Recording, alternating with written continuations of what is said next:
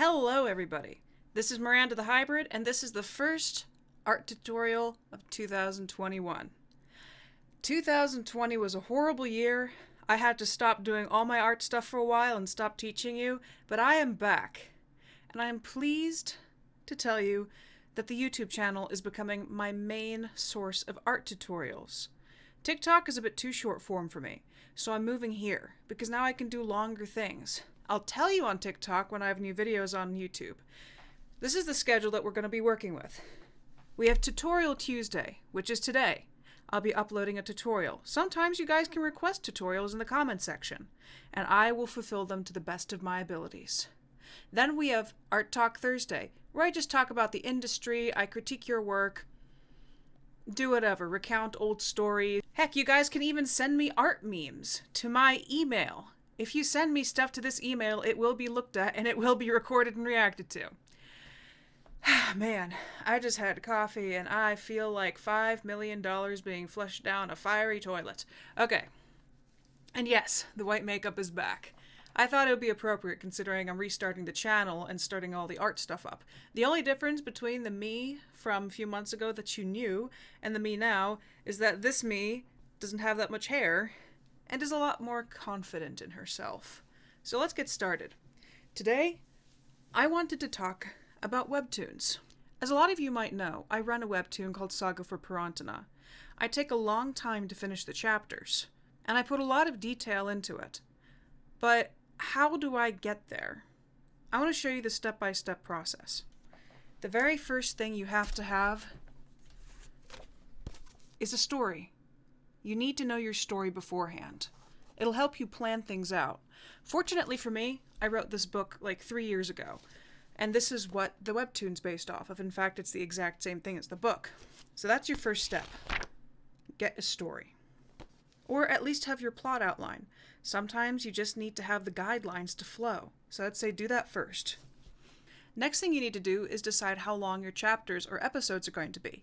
At first, I thought my episodes were going to be the length of one chapter. Then I realized sometimes my chapters were pretty long, and sometimes they had a lot of detail. In fact, I think it's like chapter 5 or 6, it might be 5, from the book is split into 3 separate chapters of the Webtoon, just because there's just so much happening and I need to set up the environment. So, how do I do that? For me personally, since I came from the animation industry, I storyboard things out. Let's see if we can get a close-up of this. I take everything in the chapter and I break it down. There is an important thing you need to know though, and that's the dimensions of your Webtoon. If you specifically use webtoon.com, you are limited to 20 megabytes per episode. This is important because for me, I like doing episodes that have 40 panels. A panel is 800 pixels by 1280 pixels. And if you put in a decent amount of color and detail, then it's going to end up being probably almost a megabyte at the highest resolution in JPEG. And if you have 40 of those panels, that's 40 megabytes, and you're well over your limit. So you need to decide how long your chapters are going to be, and you need to calculate how many megabytes you're working with. Now, what about tools? You can technically do it on any digital tablet, any digital program, or you can do it by hand and scan it in. I personally enjoy using my iPad Pro. It's a very powerful tool, and I've worked with Cintiqs before, and honestly, I prefer the iPad.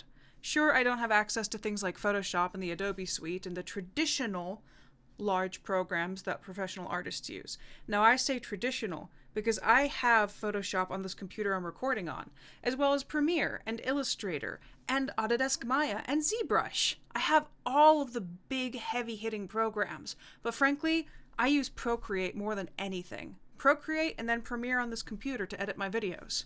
So what I'm saying, to make a Webtoon, you do not need to invest in a $500 program. You might just need to get yourself a little bit of an older iPad, an Apple Pencil, and Procreate for $10. That's right. Procreate costs $10. Or you can work with the Surface tab, or there's Ibis Paint. But for today, we're going to stick with Procreate, because technically the dimensions don't really change. So first step, get your plot. Second step, Storyboard your chapters out. Now, I don't storyboard all of them out at once. I just go chapter by chapter. Keeps things fun. Keep things interesting. That's another thing you gotta do. Have longevity in this. Or longevity? I don't know how to pronounce that. You have to continue getting interest. And don't push yourself too hard. You're not being paid to make a webtoon. Unless you are.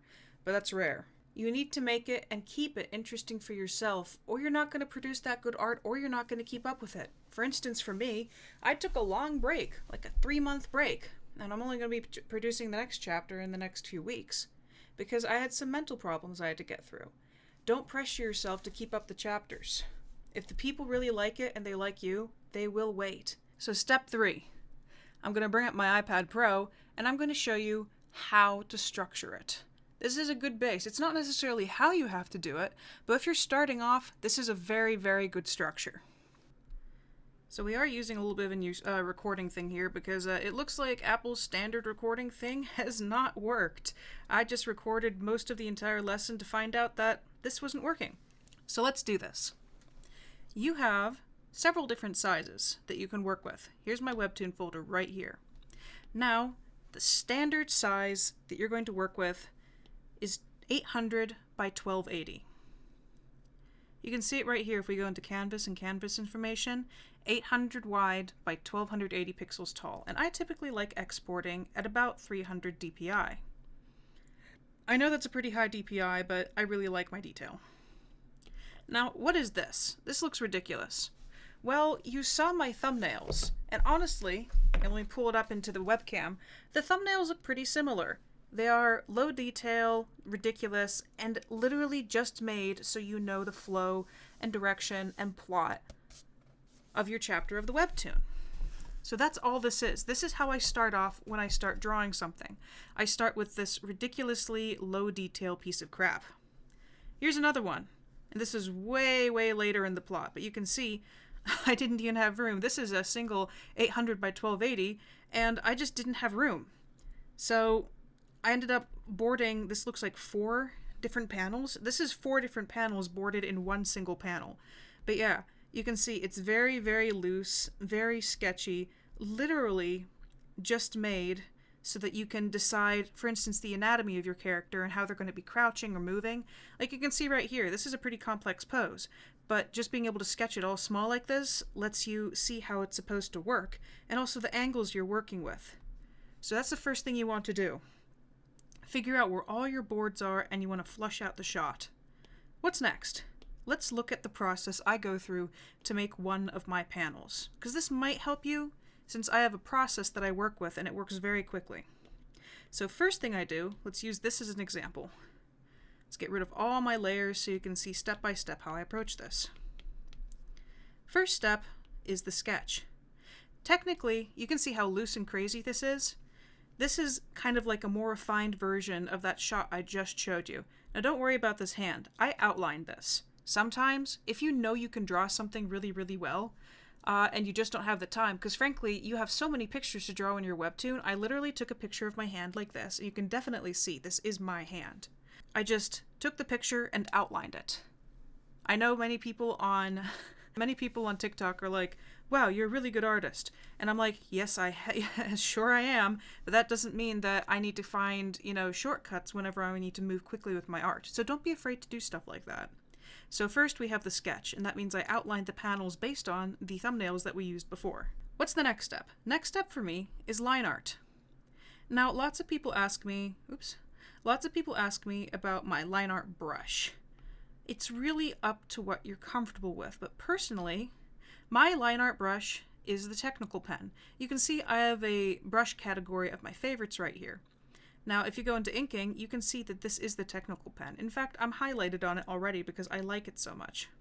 And my sketching brush up here, this is just the 6B pencil. Now, let's keep going.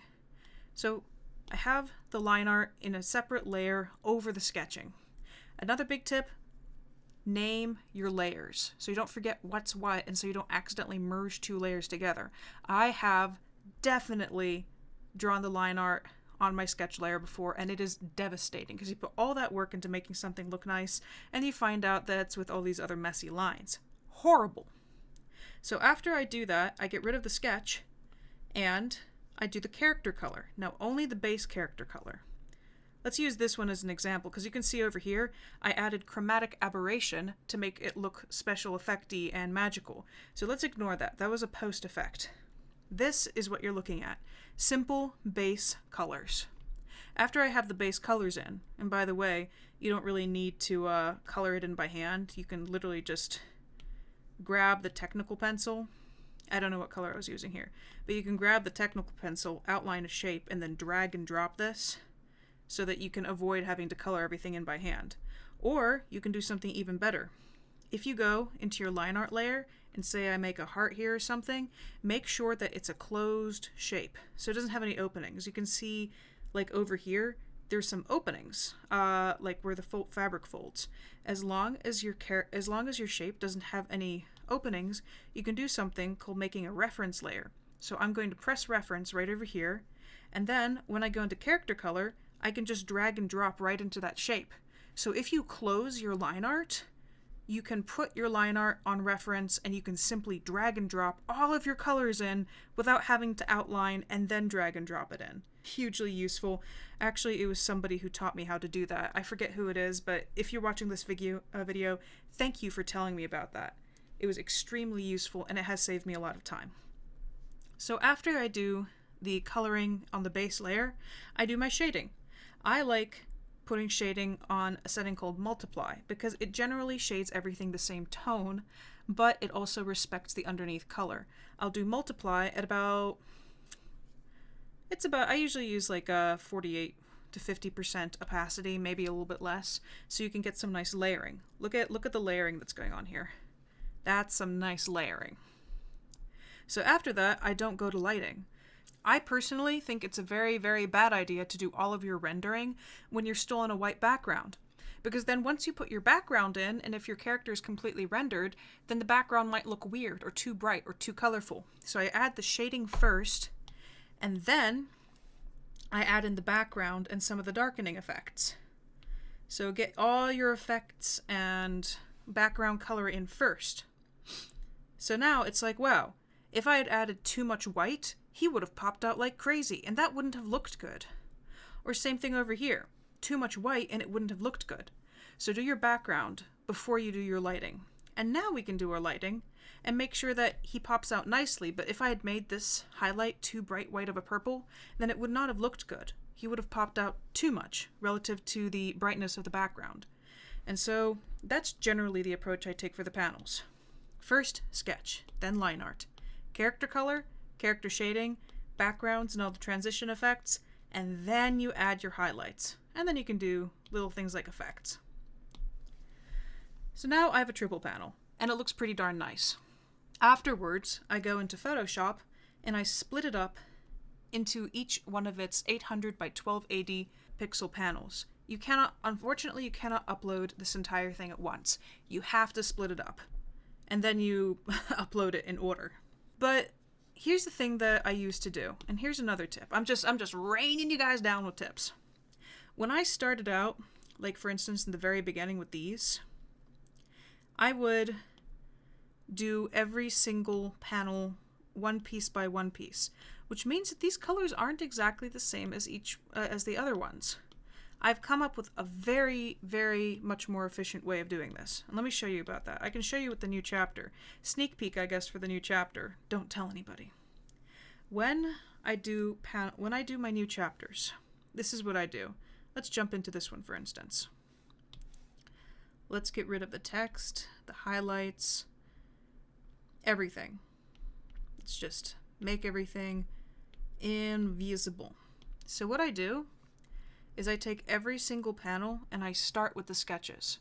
So I will go in for my entire thing and I will do all the sketches first, not even light art, just all sketches. And then I go in and I do all of the line art for every single panel in the entire chapter. And then I do character color. Why this is useful is because I can pick up a color and I can go to my secondary color and I can pick up another color. And I can go from panel to panel, one after another, and just drag and drop the colors in, and they will stay the same. So that means that we have an increased level of consistency. You can also solve this by using color palettes, but I'm lazy and haven't figured out how to do that yet. So panel by panel, now we have all the same colors being used. And you can guess it, that's what we do for all the other things. With shading, and even with backgrounds. Although backgrounds, unless you're in the same setting, don't matter as much. In this particular chapter, she's moving through an environment and the atmosphere is changing, so it's not quite as important. There, now we have everything in. I don't want to show you too much of this chapter since I'm not quite done with it. Although I do want to show you this panel. I love this. This is done, but this is one of my favorites so far. Look at that. Ain't that pretty? So that's the process I take. First, story, then thumbnail. Third, sketch out all your different panels and decide how long you want them to be. Fourth, color, shading, background, add your special effects and text, then put it into whatever program you want and split it up into its 800 by 1280 pieces. Remember, each panel is 800 by 1280, and there's a 20 megabyte limit on your uploads for Webtoon. Now realize this is just the way I do my Webtoons. There are so many different ways to do them, but generally the steps are about the same. People use different programs, people use different materials, but you always need your story, your structure, and your flow. Remember that. Story, structure, flow. Now, this is easy for me because sorry about that. This might be easy for me because one of my natural talents is story. I might be a good artist, but I'm actually a better storyteller. The artistry was just a skill that I gained over my lifetime.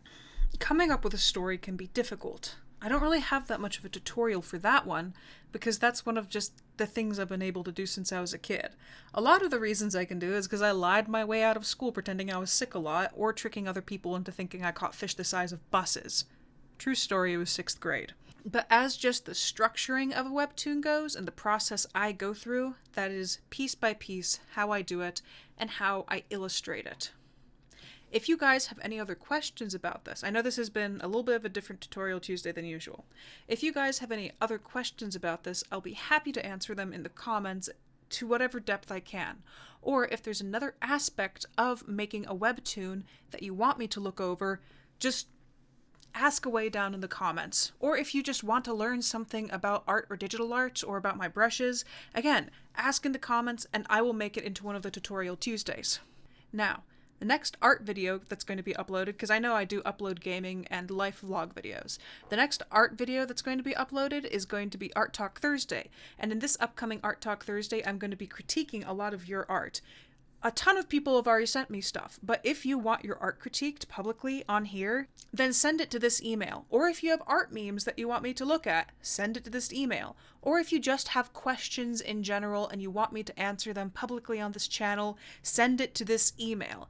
And I will go over it, and we can have a nice open discussion, and I can talk to you guys kind of almost in person, because that's what this is about. Let me drink some of my bubble tea. Of course, as per usual, please, if you enjoy this and it's helping you, hit that subscribe button or the notification bell, whatever. Keep up with my videos. I'm here to help you guys because I am an artist and because I no longer have my art teacher job because of the crazy virus all over the planet.